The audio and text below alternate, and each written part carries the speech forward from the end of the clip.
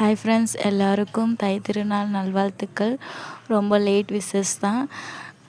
தை பிறந்தால் வழி பிறக்கும் அதே நம்பிக்கையோடு நானும் இப்போ என்னோடய ரிசொல்யூஷனை ஸ்டார்ட் பண்ணியிருக்கேன்.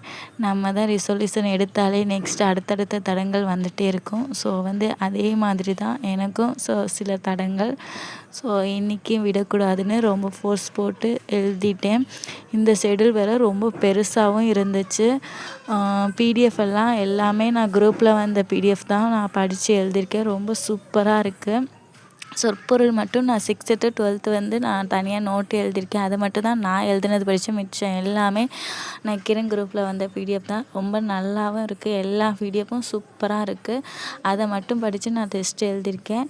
மார்க் கம்மி தான். இது என்னோடய கேர்லெஸ் மிஸ்டேக் தான். ஸோ இந்த மாதிரி ட்ரை பண்ணால் தான் நமக்கும் நம்ம என்னென்ன மிஸ்டேக் பண்ணுறோன்னு தெரியும். ஸோ நீங்களும் டெஸ்ட் எழுதி பாருங்கள். அப்போ தான் சின்ன சின்ன மிஸ்டேக் நம்ம எக்ஸாம் ஹாலில் அவாய்ட் பண்ண முடியும். இது என்னோடய அனுபவம்.